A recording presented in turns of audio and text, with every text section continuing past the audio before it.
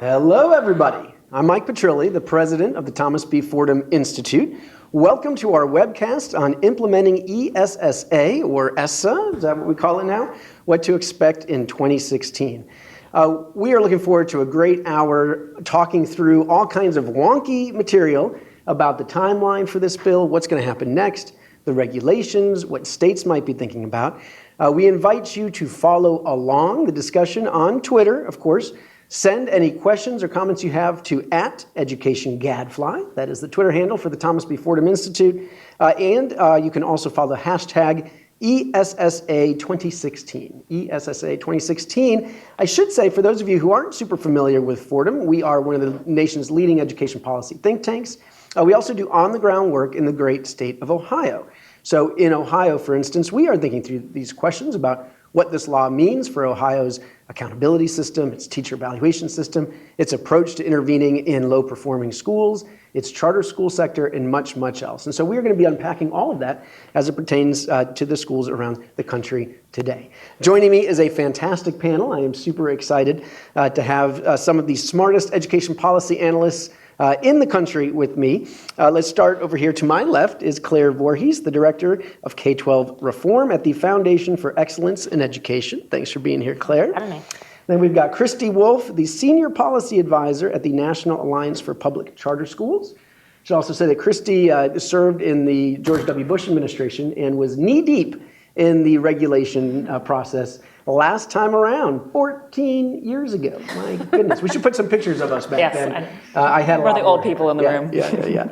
And then finally, Noelle Ellerson, the Associate Executive Director for Policy and Advocacy at the American Association of School Administrators, which is the school superintendent's membership organization. And I think Noelle may have clocked more time than anybody on the Hill working on this bill and getting it across the finish line. So thanks so much to all of you for being here and for sharing your knowledge and helping everybody understand now what comes next with a special eye towards 2016. So, Noelle, let's start with you, if we can. Just explain it to us. What is the timeline? My understanding is that the next big thing that happens is that the Department of Education has to issue regulations. Is that true? And when do we expect that to come out? So absolutely, there will be regulations. The statute is pretty clear, but statute, even at its most detailed, never has enough teeth to fully support implementation to the level that state and local education agencies need that detail. Regulations will start as soon as possible, if not yesterday, in terms of discussion, both by the department for determining where they do and don't have the authority to regulate, for the topics on which they do and do not have the authority to regulate. We've already been hearing from states and LEAs with inquiries about what topics will we be getting regulations on, how prescriptive will it be. There's going to be negotiated rulemaking as it relates to elements in Title I around assessment. And so we're getting questions from the field about what does that mean, how is that different. I think in terms of timing, there was a meeting at the Department of Ed yesterday for some stakeholders where they were talking through and discussing both this bill and that they're going to be very transparent that they do want involvement from the stakeholders, which is always good to hear. Would love to see that play out and pan out in that manner. And I wouldn't be surprised if we start seeing some substance, even if it's a top line proposal in late February, early March, if not earlier.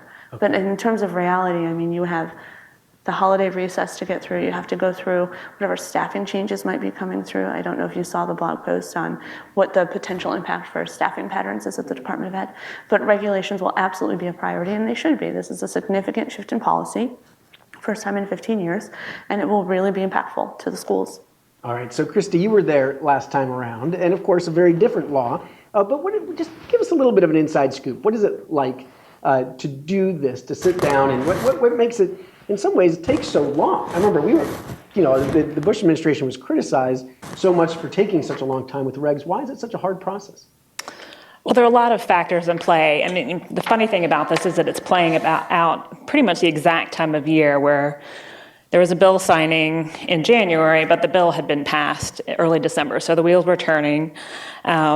Immediately, what you're trying to do is figure out your exhaustive list of potential issues and figuring out what buckets are going to fall in. Are they going to fall into negotiated rulemaking? One of the earliest decisions we had to make, which I shudder to think about it still, is AYP could have potentially been part of negotiated rulemaking, and that was an initial decision point that had to be made. We said, no, that's not going to be part of negotiated rulemaking. And let's just explain that a little bit. Negotiated rulemaking means what? That they put the regs out, and then there's some kind of process where they have to negotiate with stakeholders. There's a consensus, yeah. There's a group of people, and the statute's very explicit about who has to be represented and on that panel.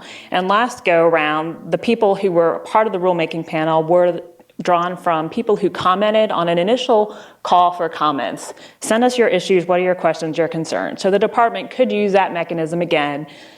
Just send us your initial thoughts on what the bill should be, and that would be a way of collecting potential representatives for rulemaking. There could be an announcement for regional meetings, that needs to be part of the comment process. Initially, as part of No Child Left Behind, there were focus groups in 5 cities throughout the state, so that actually preceded and was another way of drawing potential participants in negotiated rulemaking. But what you ended up having to do for negotiated rulemaking is find under 25 people that ticked all the boxes, that had to be ticked according to the statute. And there are actually more boxes this time. But last time there were 24 folks. There were 6 SEA representatives. There were 4 representing school districts and school boards, 4 representatives of principals and teachers, 2 Department of Ed staffers, and then overlaid on top of that were representatives of students. So you're what's known as a twofer. You're representing the LEA, but you're also a parent with a child in the school, so that ticks that box. There was also a representative of the business community. My son Nico would love to participate. Just saying, people listening out there at the department, if you're looking for that box, he's very well informed. But even through very exhaustive, thorough vetting process and figuring out how to make sure all of those groups were represented, the department was still sued, and it took several years to get that resolved. So. Right, that was in a simpler process. Right, so first you have to decide what has to be negotiated. If it doesn't have to be negotiated, does that mean it can be kind of fast-tracked? You can. Under NCLB, the negotiated rulemaking deadline was 6 months, so that had to go first. I mean, technically, this time the statute doesn't even require negotiated rulemaking. You could send it right to comment period to the Congress. They have 15 days. I think there'll be a lot of process involved in negotiated rulemaking this time, but not necessarily a lot of controversial substantive issues that could be proven wrong tremendously by that. But it seems like, especially, there aren't currently regs on the issue of supplement, not supplant, which it has to be part of that. And the department may just decide to be minimalist on that. And it's hard to imagine a group of 24 stakeholders really wanting to dive in on supplement, not supplant clients. All right, and we're so in the weeds. So let's back up. Let's just second. Unwonkify here, yes. Christy's Twitter handle is Ed Wonk Mom, so that's appropriate here. All right, so let's say one of the big issues people look towards is under the accountability system, as we'll get to, these different components have to each count in a substantial way. And then the academic stuff has to count much more. So are those the sort of things where the question is, will they regulate around those terms and clarify, well, to be substantial, it's got to be at least 15%. I mean, this is the kind of stuff that they're going to be sitting down and discussing right now? So that would be part of the accountability discussion and not so much part of the assessment discussion. Okay. And I think to a certain extent what you're trying to do in the regulating process is make and reorganize the statute in a way that's as simple as possible, clear as possible for stakeholders to understand. So there's a good bit of it that's just repeating the statute. And then I think the accountability regs will provide opportunities to provide that clarification, but only in as much as necessary as what you want to see. And then if there's guidance to the states in terms of how they need to put together their application, like a range, maybe that's better for guidance. But would not be binding necessarily. So, all right, so let's talk about this a little bit clearer. So Congress was very clear that they wanted, especially the Republicans, they wanted to tie the hands of the next education secretary. They worried that in the last 7 years, there's been way too much executive overreach. At least that has been the perception. I happen to agree with it. And so they tried to write all kinds of language about what the secretary can and cannot do, and trying to make it clear that, look, if states come up with solutions and to accountability or anything else that meet the letter of the law, the secretary is supposed to approve it.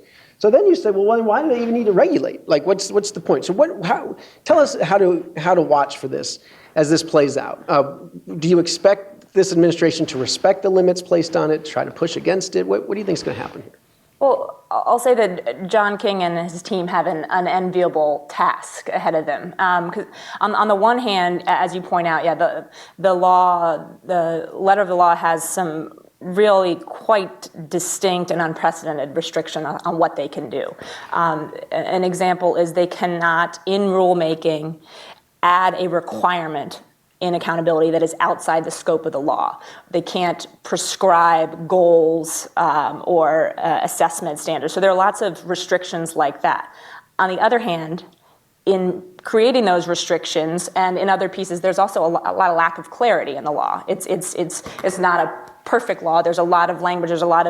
It's not clear, for example, when do states first have to identify schools? What are some of the requirements around subgroup accountability?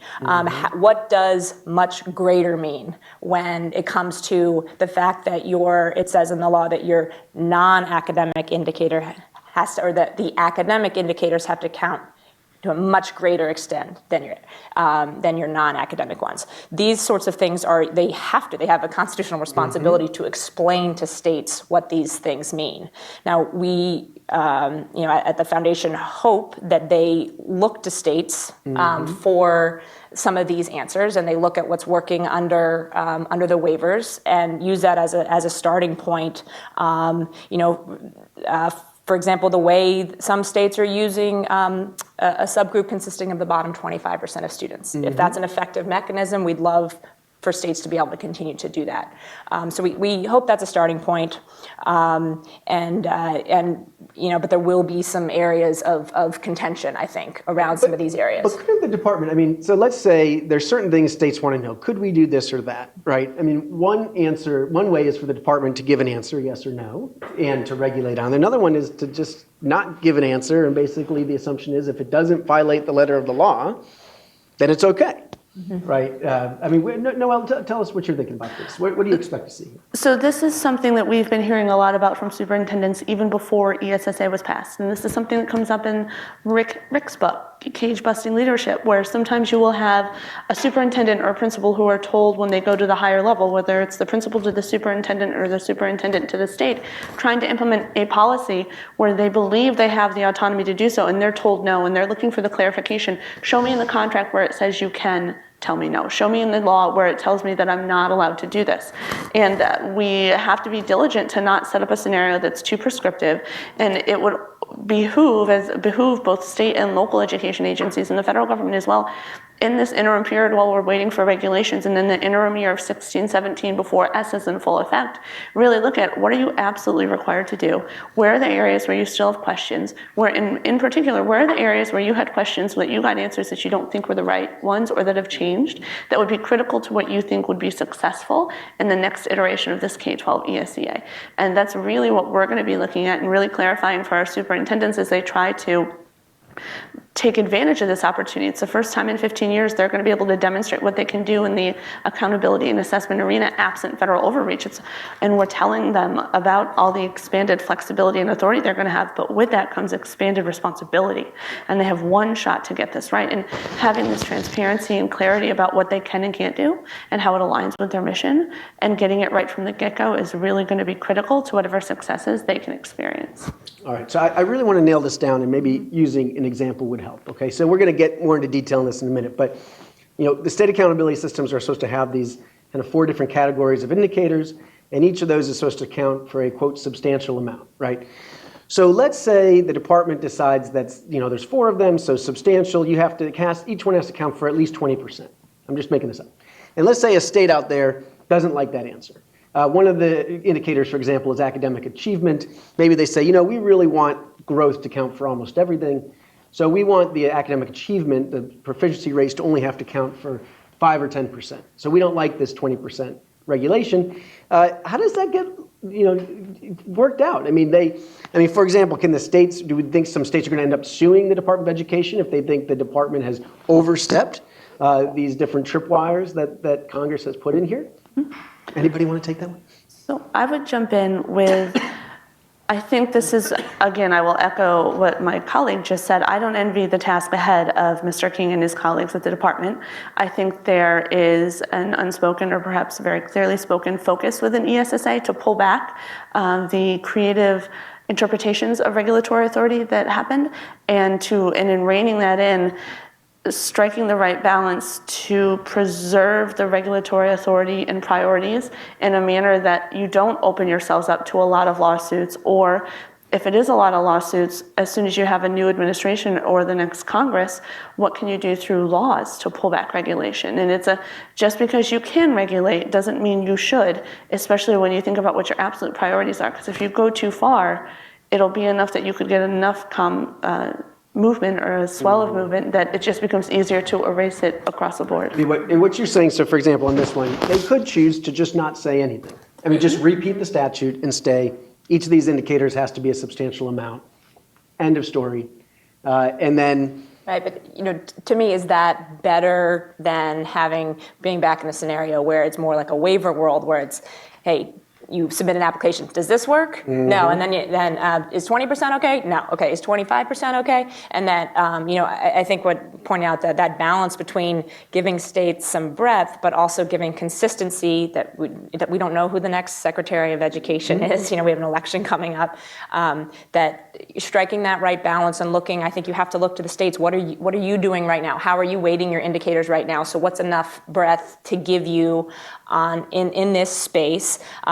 And yes, if they don't like it, then they'll have a couple options, one of which will be a legal one to sue, and another one will be waivers. I know mm-hmm. waivers have become a bad word, but they aren't to the extent that now since in this new law, you're not allowed to put sort of any contingency on the waiver, that it will just be a simple up or down vote.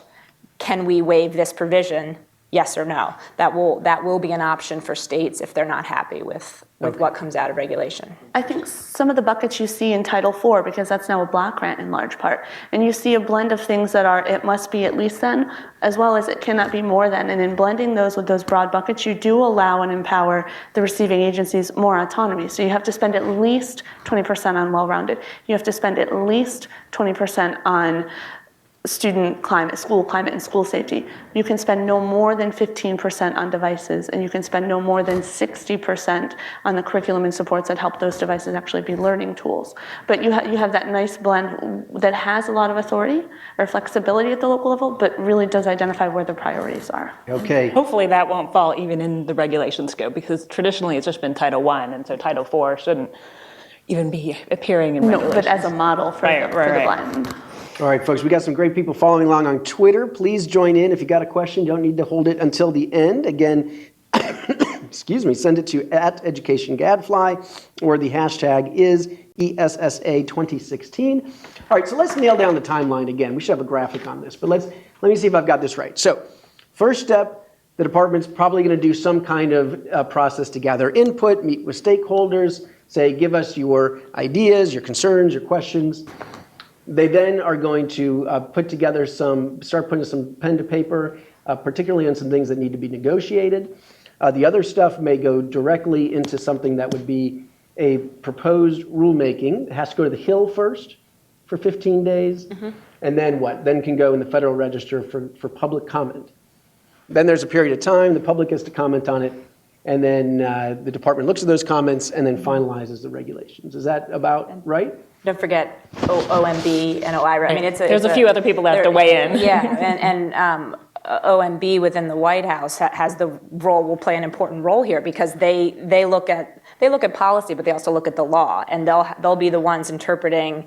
Has the secretary? They'll be one of the people interpreting. Has the secretary exceeded his statutory authority on issue X or Y? So that's a piece that hasn't been talked about much, but they'll play a role and extend the process. So this takes a long time. Is this going to get done before there's a new president in office, do you think? Well, you can. I mean, standard comment periods can be as quick as 30 days, 45 days, 60 days. I mean, when they did, you can set them pretty quickly. It takes a long time to take the comments and organize them and actually do a thorough response. Now, we've been frustrated on a few points in terms of the detail at which the department has actually responded to comments, and that's a time-consuming process to do it well. I mean, the Title I accountability regs in 2002 were just in time in December, and so that was also counting officially through regional meetings and other processes, the official comments. So it would be very tight. I think that if they want to regulate outside of negotiated rulemaking on accountability, they would have to pick and prioritize. Do low-hanging fruit, don't necessarily try to do a comprehensive package now. I mean, because even though there were the initial regs in 2002, there was still the 1% reg, the 2% reg, the 08 graduation rate, it was 8 years, which is probably sending chills down people's spines. Right, you're saying this doesn't have to be done at a certain point. No. They can come back at Because you another bite at the learn apple. and you get input, and it should be an iterative process. And a new administration could come in and take a bite at the apple as well. All right, so it sounds like Noelle's saying maybe we get it done before a new president. Christy, maybe not so sure. Claire, maybe could be tight. They'll do their darndest. They'll do their darndest. Okay, but in the meantime, the waivers expire in August, right? And so then school starts, and so what's supposed to happen in the 2016-17 school year? This is basically nothing, right? Nothing has to happen from the federal level. Is that correct or not? So that's what we're telling our superintendents. I mean, I've had questions from superintendents and people at our state association level. Well, could we just go back to, or could we hypothetically go back to what we had in place before waivers? You could, but why would you do a systemic shift like that knowing that 17-18 is another shift? We are counseling, and I think it makes good practice to use that interim year as a soft launch, because we talked earlier about how the work can and should start now. Think about the things you're going to have to implement. Think about the things in your waiver or current law construct that you like and want to see through. Think about the things you want to get rid of. What does that transition look like? What are the areas where you think you can get hiccups? Implement those right away, and probably try to implement more because you don't foresee those hiccups. And it helps with your transition to the 17-18 school year. And it's a really strong opportunity for a soft launch. And what about on the state stuff? Do they have to continue? I assume they still have to test students. They can't skip testing next year. The school improvement has to continue. You can't stop interventions that were launched under SIG. Serve any school that's identified by the end at the end of this year But it will be doesn't ratchet up. served as such through that next year. Okay, so it's not that the low-performing schools are suddenly off the hook for a year. You have to maintain, keep going forward with those interventions. Choice, supplemental services, all that goes away right away? Is that The 20% set aside is gone. Yeah. Of July 31st. We think about it as you have to keep the construct, but you don't necessarily have to ratchet up to the next level in terms of consequences or interventions, but you don't get to drop off in your provision of services for those needy populations. You can see why there's a lot of lawyers that are going to be involved in this process. This gets so complicated so hard. My head is starting to hurt already, and yeah. Definitely. And it does coincide nicely, if you want to look at some silver lining, with state transitions to assessments. They're still trying to figure out how does PAR, Kata Smarter Balance work? How do we design a new accountability system based on these new achievement requirements and standards? All right, so Noelle, you're telling your members at the local level to start working on various implementation things. That makes sense. Probably at the state level, too, they can start thinking about, okay, we get to redesign our accountability system. What do we want that to look like? And though they cannot finalize that until the regs are out, they can at least start that process. But what else can happen immediately? It strikes me that teacher evaluation, not part of the bill. I mean, can states start to dismantle or dramatically change those evaluation systems basically right away? I mean, in my view, yes. I mean, as of August 1st, 2016, the waivers expire, and it will be up to the state to decide how it wants to tweak, strengthen, or weaken its state accountability, or jettison, or its teacher evaluation system, and that'll be a really interesting process to watch, given the political makeup of states, and it'll be I think also it'll be interesting to think about how when you release angst around teacher evaluations in those states that decide to do that. What does that do to the current angst around, for example, Common Core or around testing in general? When you pull that string, what other things will unravel or be strengthened when that piece of the puzzle that's been so contentious is released, or at least becomes owned by the state? But let me hammer this down a little bit. For state legislatures, assuming that legislators are going to get involved in some of this, and I don't know, maybe in some states they will, in some states they won't, but let's say in a state where they would want to get involved in redesigning the state accountability system for schools, the rating system, they really can't do that yet this spring. 2016 is not, because they don't have the final regs, they don't have the final rules. What they can do is they can have a debate in the legislature about the teacher evaluation system, and they can get rid of it, they can change it, if we're looking at what's going to be the big debate this spring in the states, it seems to me is probably going to be around teacher evaluations, at least at the political level. Fair? I would agree. And related to that, one of the questions we're getting from our state affiliates are those who in particular their waivers are in some sort of flux or consideration, or there may have been a letter issued before ESSA was signed into law saying you need to do this if you want your waiver extended for the 16-17 school year. Well, waivers now expire on 16-17, and the states have a letter from the Department of Ed saying you need to implement this around teacher evaluation. Well, if that's at odds with what your state legislature wants to do, but you now have waivers that expire, what is the role there, or how can we're talking about how we can have a more harmonious relationship between what the Department of Ed continues to prioritize, because that's something they focused on, and the reality is that there's no more federal leverage for that.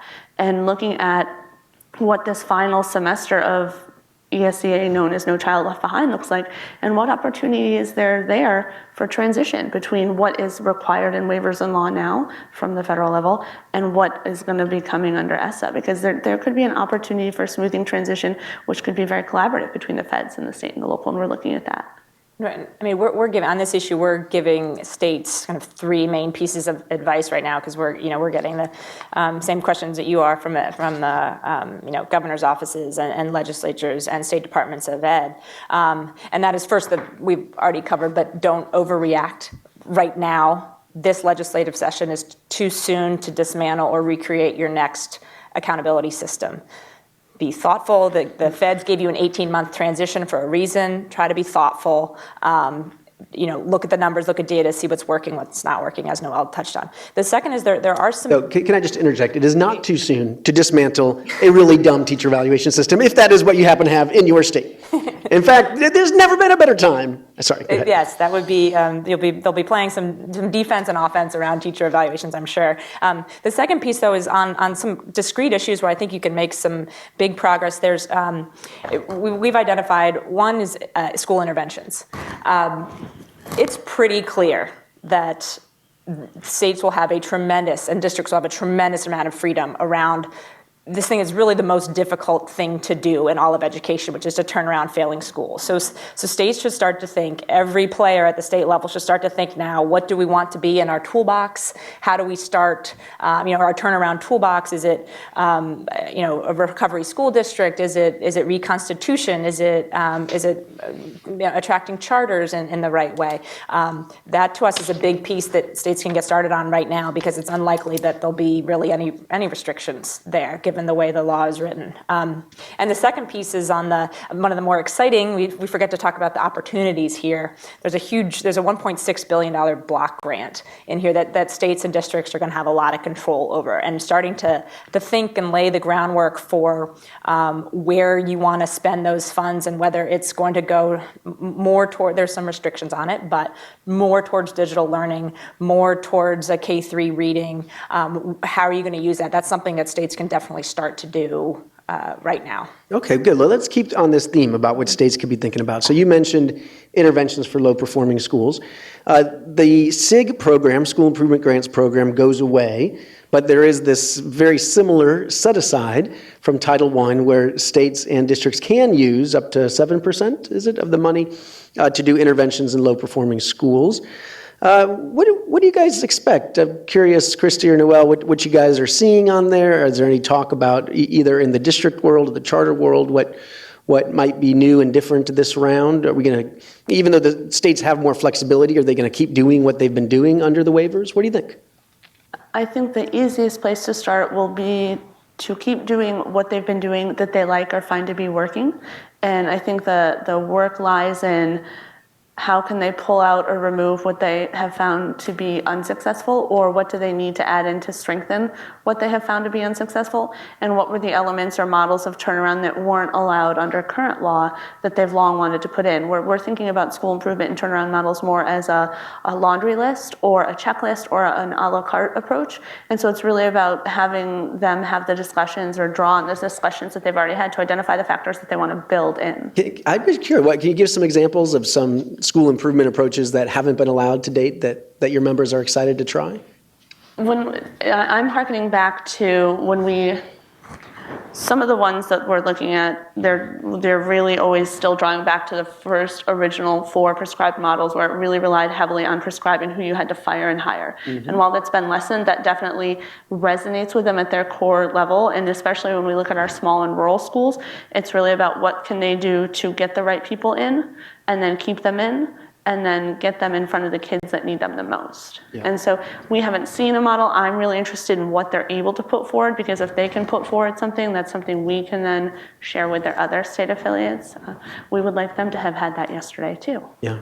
What do Christine, do you think if people want to use this to do some interesting things around chartering, is your read of the law that they could use that set aside to do something? Yeah, absolutely. I mean, there's flexibility. I mean, there isn't flexibility in terms of the allocations, the amount that goes to the LEA, but they have a certain window in which to make progress with those schools. And what we would like to see is more states taking a comprehensive approach to a district and not just an individual school in and out or one-for-one replacement strategy, but going in. Where do we need to provide quality seats? Is that going to be a restart school? Do we need to create a new school to serve these students, rather than just focusing on one individual school, potentially at the expense of other students around them that are also in failing schools, because SIG has been limited in terms of resources and its reach. So that's one of the things that we're excited about, is more comprehensive turnaround strategies to reach more kids. So, and how, I'm building on that, which we'd love to see as well. How do states start attracting CMOs who can do some of this work? We're in the middle of a CMO survey where we're asking CMOs, what are the conditions that make you go into or not go into a state? That's something a state could be doing now, to be thinking, how do we increase our turnaround arsenal? And getting some of these high-performing charters is a way to do it, I think. And Claire, let's go back just for a second to what you said earlier about recovery school districts. So my understanding is, again, as long as the money goes to an LEA, you can spend a lot of federal money on something like a recovery school district. If you created a statewide LEA that, like in Louisiana or Tennessee, brought in low-performing schools, you could drive, states could really use this to create those kinds of entities and do the kind of work through a recovery school district mechanism. That's your read on it as well? That is, and we're hoping to see that in a number of states. I mean, some states are already well on their way there and may use it to grow what's already working, but they're, I know there's states like Georgia that are on the cusp of passing a law, and it'll be interesting to see how, I think this will be, I think this will be a great way to do that, because some of the concern in states has been trying to do this without additional funding, and now this law could, not new funding, but more freedom to use the funding in that way. It could really help. No, go ahead. I actually have a point of clarification. I was talking with a different colleague this morning, and one of the clarifications that's in the law is that competitive funds for federal year 16 flow through the No Child Left Behind construct. But my read and her read was that formula funds flow in the ESSA construct upon signing. So wouldn't that mean for the 16-17 school year that Title I and SIG would be that block? And so when you have the 16-17 year to start implementing some of these turnaround payouts too, correct? So that's another area where they might be able to take action this year. Yeah. Hey, by the way, quick question on Twitter from Washington State, a state that never got its waiver. So sad and unfair, in my opinion. But hey, frankly, Washington, it's on you. You never sued Arnie Duncan, which you could have, and you didn't. So there you go. But can they stop doing SES and school choice right away? Is that done? They can stop, right? Immediately. What do you think? The current year we're counseling that it's in effect through this current school year. We've gotten that question a lot. Can I stop choice? Can I stop SES? Can I re-grab the 20%? And we're counseling with the things that are in law now should go through at least the end of this school year. Okay. And that full ESSA is 17-18. And the people we represent run systems. And so to shock your system, to then realign your system, there's that continuity to think about too. I haven't gotten an explicit answer, but that's how we're responding. So not immediately, but maybe next school year, you should be able to move away from that. Hopefully the department's guidance that's coming out in the next week will address some of those big... That's a good question for them to answer. And, Politics K-12, we know you're watching because I can see you tweeting that. Great story to look into. How's that going to work? Okay, let's talk about accountability, my favorite subject. Okay, let's get really into the weeds now. This law moves away from AYP. but in some ways, provides more prescription than happened under the waivers, you might argue. Let's explain how this works. Fair to say each state accountability system has to have at least 4 components to it. This is when we're talking about ratings, how we're going to rate schools, how we're going to put a label on a school. Academic achievement, right? Then for elementary schools and middle schools, growth or an alternative. For high schools, it's graduation rates, right? Progress in getting English language learners to proficiency. And then the 4th is some other indicator of student success or school quality. So far, so good. Each of those components have to count as a substantial amount in the final grade, right? And in the academic stuff, which is basically the first 3, have to count much more or Much greater. greater than the others. Which, by the way, I think was added because of an email chain that many of us were on, and that's we can tell that story some other time. That you started. Yes. So some fun inside baseball there. So, all right. So first of all, let me ask you this: if a state didn't want to smush all those different grades together and just wanted to keep them separate, we'll have a grade for achievement, a grade for growth, a grade for... Is your perception, do you think they could do that? Or does this law very much expect states to come up with some kind of summative grade? So I will speak to this if only because I had this explicit question dialogue with a couple of states yesterday, and I was emailing with Hill staff who drafted this section.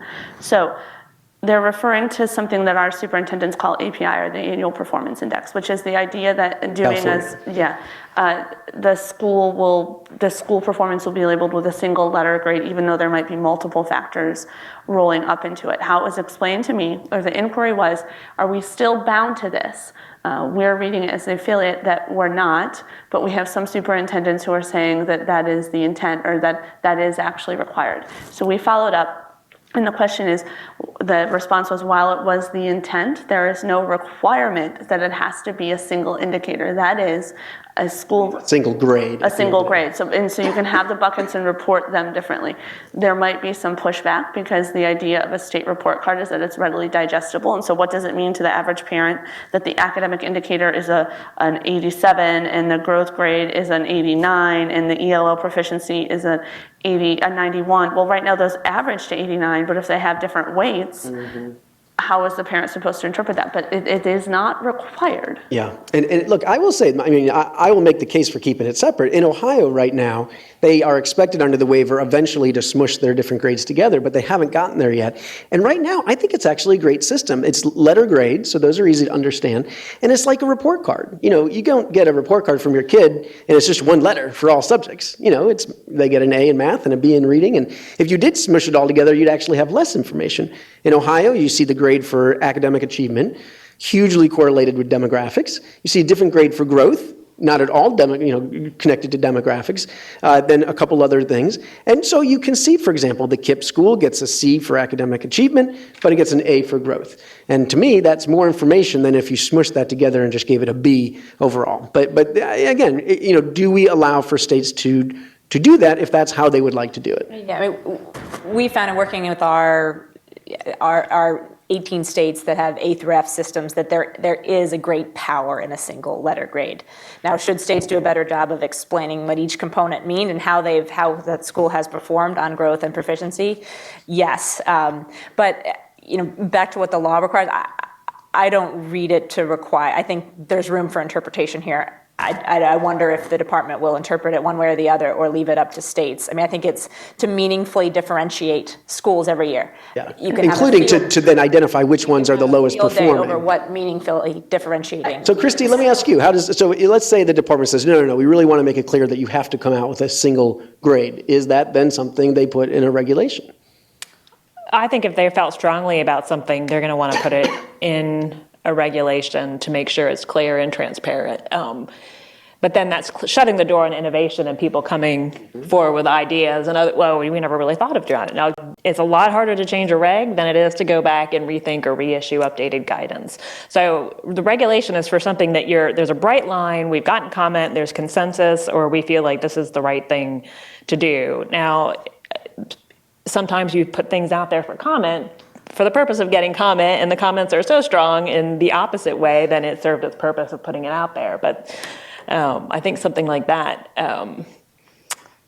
it could be something you want to do. But yeah, if they want to do a bright line, it needs to be in the right. All right. So let's assume that they end up saying, yes, you do have to have a single index or grade or some sort. And each component has to count for a substantial amount. What's your take? Do you think they should define what substantial means?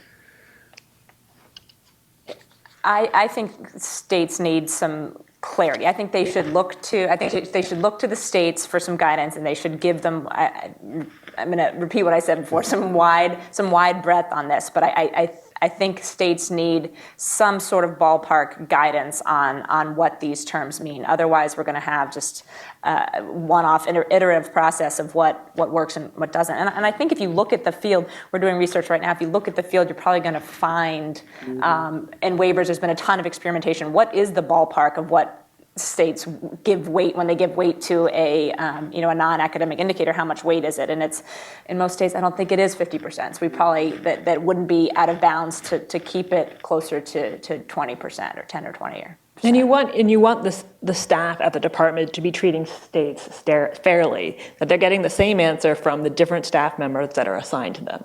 And only those staff members will know all the nuances of a state. So there needs to be clear transparency and confidence all the way down that everyone's getting the same treatment. Right, but that's the trade-off, right? If you give clear and consistent answers, then that makes you more fair, but it might also cut off innovation if you haven't anticipated all the ideas that somebody's going to come up with. But that also depends on how you set the answer. So when the original question that started this moment of dialogue was, should they define substantial? Well, if they define substantial as 85%, that's very different than substantial at 35 or 45%. I mean, depending on what other wiggle room. And one of the most common phrases I heard on the Hill was, we have to thread the needle on this one. If they're going to try to regulate on phrases like substantial or much more. Much more than, yeah. There's things you could do that would put me in a position to be very, very, very concerned. And then there's things you could do that would make me intrigued that you didn't go as far as we thought you might go, and then have that conversation. And to be clear, look, my own view is that the fairest way to judge schools is with growth and not with academic achievement. So I would want them to be able to count growth for almost everything, right, or a huge part. And whether or not the department will allow that will be a question. Another tricky thing, one of these indicators is the progress in getting English language learners to proficient. Well, it strikes me that should count for quite a bit in schools with a lot of English language learners. Probably shouldn't count that much in schools that only have a handful of English language learners, right? So how do you, do you have some kind of sliding scale? Boy, that gets complicated, right? Well, you have, in the Title I formula, you have the two weighting scales that get progressively weighted depending on how your students fall in the quintiles. And you might be able to look at a model like that. I mean, the reality is that that's our fastest growing student demographic, and it serves us well to serve them well. And there's a bunch of ways you could get creative around ensuring that you're incentivizing states and schools who still are empowered to exercise their expanded authority and flexibility, but incentivize them to ensure they're targeting those resources. I mean, there's a significant focus appropriately on English language learners, both in this provision and in shifting the accountability to Title I. Yeah. Well, and given that the stakes are so different now, I think everyone needs to retrain themselves a little bit in terms of accountability. I mean, this is not an AYP system where things happen automatically. There's no timeline. There's a lot more breathing room. And the purpose for these rating systems at the federal level are going to, they're different. They're more about information and differentiating, and then the stakes are for the very bottom, but they're not triggering anything. And so people don't have to hyperventilate quite as much. No, that's fair. But come on, we like to hyperventilate. This is what we do. This makes it exciting. There's high stakes here. No, you have to do All right. that. Well, then there is the fourth indicator, another indicator of student success or school quality, right? And the law mentions, I think, a few examples like student or teacher engagement. So here we go. This is going to be probably the one where there's some big fights at the state level. I think it's fair to say that the unions would very much like to put some things in here that might be more on the opportunity to learn spectrum. So for example, I have the NEA opportunity dashboard here, and they have a variety of indicators, many of which we've talked about, achievement stuff, but then they have things like students' access to fully qualified teachers or to quality professional development for all educators, students' access to modern materials and facilities, et cetera, et cetera. So one question would be, do you think the department should allow that sort of stuff into these state accountability systems? Does it have a choice? Is this something that it can try to guard against, these inputs that are really more about resources, spending, class sizes, teacher qualifications, not so much about student outcomes? Well, I mean, the law does require that this so-called non-academic indicator, some of which can be pretty academic in nature, be valid, reliable, comparable, and statewide. There's certainly, to me, legal room for the department to place some boundaries there, but we'd again encourage them to look to the states and look what's in bounds, and I would actually hope that states not force the department to regulate on this by being really smart, by selecting indicators that are in fact valid and reliable and comparable. I think more generally, states are going to have a huge fight on their hands, though. I mean, this is accountability is under attack in a lot of states. We have some really tough legislatures out there, and we see this as one way that you can really weaken an accountability system. On the other hand, maybe it's an opportunity. There are a lot of states that need to do a better job of bringing all stakeholders to the table and get buy-in on their accountability systems. Maybe one way to do that is to bring in some slightly less test-based accountability metrics. And to me, you don't have to go. It's not all or nothing. It's not just a test. Test scores or something that's completely marshmallow soft. Like people joking about hugs and kisses. There's something in between there. There's, parent surveys on parent satisfaction. There's access to a diverse course load. There remediation rates. Let's get creative and really think about how we can make accountability stronger through this. There's a group of districts in California that have had a waiver to allow them to come up with some new approaches to accountability. They're called CORE, the California Office to Reform Education. Let me list some of the things that they have come up with, and it's interesting. They started with a lot more kind of out-of-the-box stuff, and I think over time it's been narrowed down to just a few. They have chronic absenteeism as one indicator, student, staff, and parent culture climate surveys, like you talked about, suspension or expulsion rates, social and emotional skills. These are probably the ones where people start to get a little bit nervous about whether the metrics are where we need them to be yet. And then disproportionality in special education, at least for information only. Just so curious, are those sorts of things make people more comfortable? And I'd be curious, in the district world, in the charter world, are there other kinds of indicators people are talking about, getting excited about? Those sound like reasonable? Social emotional, it's a tough conversation to have because those things, grit and social emotional skills are obviously more important than anything. Whether they should be measured and put in an accountability system is a very different matter.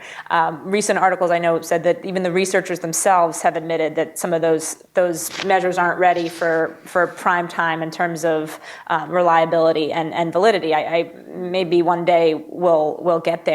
Instead of having test prep, we're going to have grit prep and exactly. and student survey prep. Yeah. But some of the other ones on there, you can't underestimate the importance. You just have to be scared of the unintended consequences. We've talked about, suspension and expulsion rate is a tough one because you create up some incentives that could be dangerous for schools to avoid suspensions and expulsions. So I think being really thoughtful on this, and I hope groups like ours can give states some good advice on how to do this, knowing that a state will have to, the way I read the law, pick one. That affects every state and every school and possibly every charter will have to commit to the same, not to be evaluated on the same non-academic indicator. And that's a really big deal. Right. All right. What are you hearing, Noelle, or what are you guys thinking? So we think it's a natural progression when you think about how much of No Child Left Behind helped create a high-stakes testing environment or an over-reliance on standardized testing. This seems a natural flow when you have an approach to reauthorization that's really focused on reducing that high-stakes testing climate. And it would make sense that you have a progression towards non-academic indicators. It is something we strongly understand the importance of. You cannot have a successful student until you have a ready child. And related to that, you cannot have a successful school until you have a ready school. And it's more than just academic factors that go into it. That said, I would agree with everything my colleague just said about how There are some indicators that have more valid and reliable research than others. And this is where it falls on state and local education leaders, again, being responsible in their new flexibility and working with each other to ask other people what they know and what they have learned in the space, and to consider looking at what other states and districts have done, because it's a very big opportunity to demonstrate that this has a valid role, but we don't want to put the cart before the horse and ask every school in a state as large as California to rely on one non-academic indicator when we talk all the time about how there's not one size fits all, and we should keep that mantra in the back of our mind as we think about what the regulations look like. And yet that's pretty clear in the law, right, that it is supposed to be statewide and it's supposed to apply. So are there some specific indicators that you think folks should look like, like the core district ones? Would those all be ones that you think are worth looking at? Our members have expressed interest in all of those. The laundry list in the bill itself included a lot of those, and a few more, and we were very pleased with the list that was in there.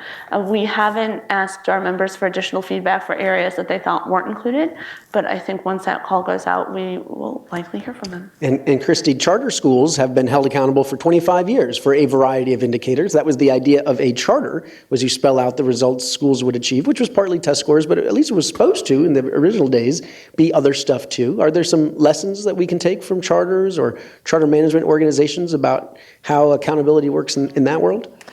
Yeah, I think,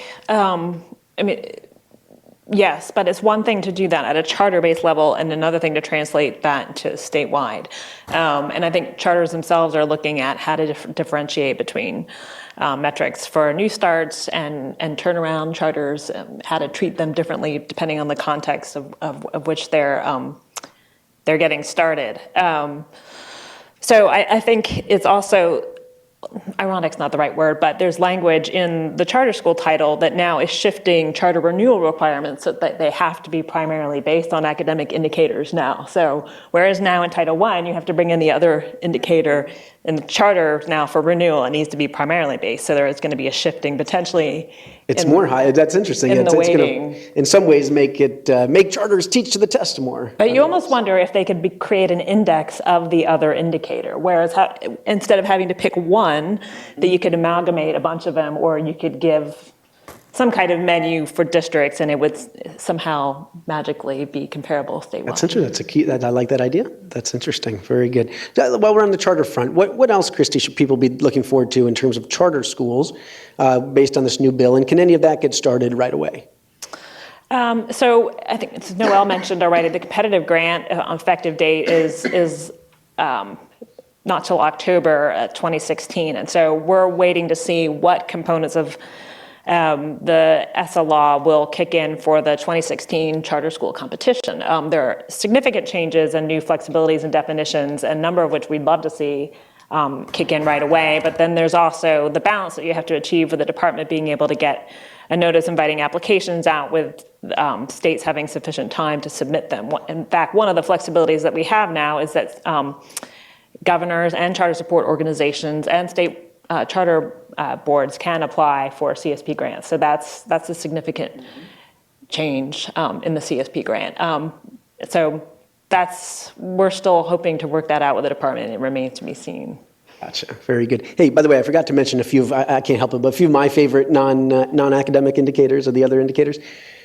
Percentage of high school graduates, this is for high schools, right, who vote in the next election. That would be fun.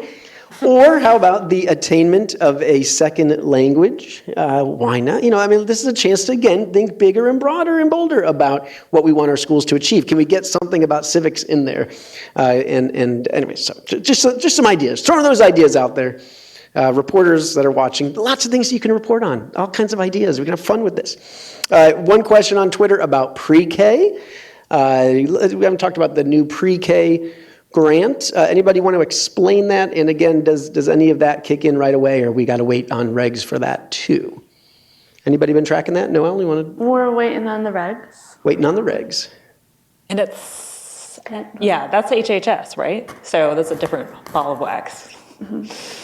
All right. Don't forget, if you have a question, you can you can tweet it to @EducationGadfly. That's the Thomas B. Fordham Institute's handle with the hashtag ESSA 2016. I'm going to be looking for some questions here, or else we're going to wrap up pretty soon. So who wants to tell us if you've got a question. So gang, we've talked about a lot. I think it's clear that that people in the department are going to be very busy, as will many of us following this and reporters and other things. Let me ask you a big picture question. There's been a big backlash to testing and other parts of the education reform agenda. Are you hopeful that this is going to allow for a reset that will in some ways make reform stronger, or are we going to look back and say, wow, this was really the beginning of the end and the unraveling for education reform? What do you feel about this? Claire, you go first. I mean,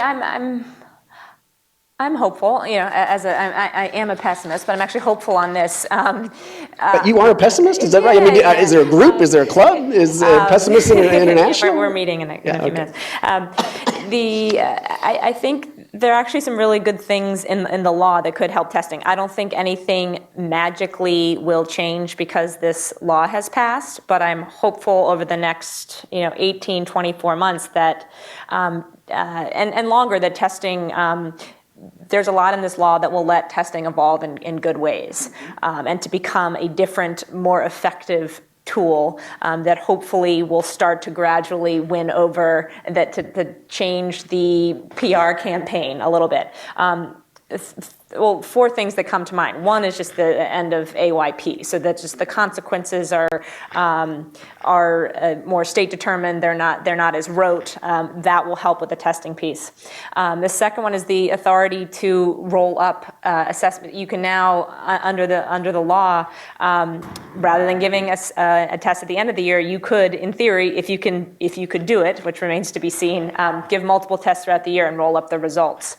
Then there's the innovative assessment pilot. This is an exciting opportunity for states it's actually an assessment and accountability pilot, to change the way that they test and have tests evolve to better support competency-based education into the future.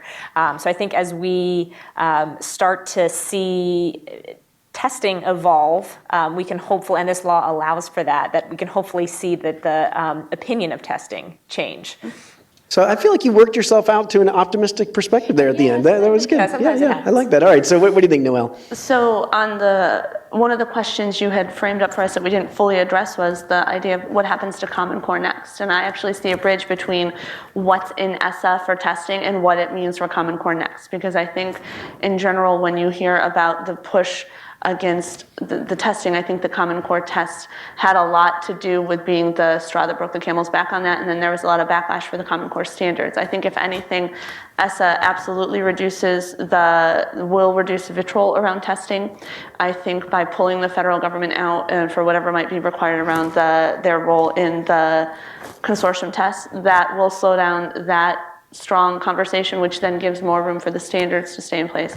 But echoing everything that was articulated about the state pilot, and then there's the language about allowing or encouraging states and localities to do audits of every test they offer. We're also really interested in the local high school assessment, which is a strong parallel or partner to the state pilot. The multiple roll-up is something that we've had a lot of interest in from our affiliates. The room for growth as opposed to just the one time. All of that is good. And I mean, a lot of that, again, falls on the people at the state and local level to get it right. It's a huge opportunity to prove everything they've been claiming that will happen when you do these parameters around assessment. And I'm looking forward to seeing how it plays out. I just want to emphasize what Noelle just said, because I don't think you can now use state grant assessment money to conduct an audit. We would encourage every state to do so. It's a great opportunity you can use federal money every state can use federal money, if they so choose, to identify and get rid of the useless, repetitive, ineffective tests that have been proliferating mostly at the local and school level. You're kind of blaming Noelle's members here for this. Exactly. All right. But Noelle can blame state policy, because I would argue that it's in many cases the teacher evaluation systems that have demanded a lot more information about student performance and a variety of subjects, and they've responded by adding lots of tests. So that goes away. Districts can really slim down their testing. We've all worked together to create this problem. It goes back to Rick's book about just looking at why do you give that test? Yeah. Is it required? who requires it? Or are you actually just giving this test because you've always done it? That's a different conversation. And that we were happy partners at both the state and local level in creating this portion of the testing burden. Yeah, and I like, by the way, that Rick Hess keeps getting a shout out here. Love you, Rick. Follow him on Twitter. Okay, hey, last question. This one from Twitter from Mark Dynarski wants to know about the funding for research on innovations. How does the panel see the education department in the states using those funds? Is this the successor program to investing in innovations that he's talking about? Maybe. Yes. What is that, and what do you see coming down the pipe? Researchers want to know. They want to get their hands on some federal cash. No, just kidding. Just kidding, Mark. Anybody been following it? I haven't followed it as much. We're not, in terms of research, we haven't followed that one. We're following in particular the report the department will have to do on how it serves rural schools, and then we're really interested in that Title I formula report, but that's not at all. All right, we will have to get back to you, Mark. It sounds like another good one for Politics K-12 or maybe Sarah Sparks to look into. How does this thing work? Okay, hey, we are amazingly at an hour. That just flew by. There is so much to unpack here, but I know I learned a ton. I bet the folks out there did as well. Thank you. I would say please join me in thanking our panel, but we don't actually have an audience in front of us. So I will thank you for doing this today, and of course wish you a happy holidays, and most importantly, enjoy the Star Wars movie. Right, yes, okay, good. All right, thanks again to Claire, to Christy, and to Noelle. Always tune in at edexcellence.net or follow us at Education Gadfly to find out what's happening next. Tons of content on ESSA and lots else. And in the meantime, do have a wonderful new year. Thank you.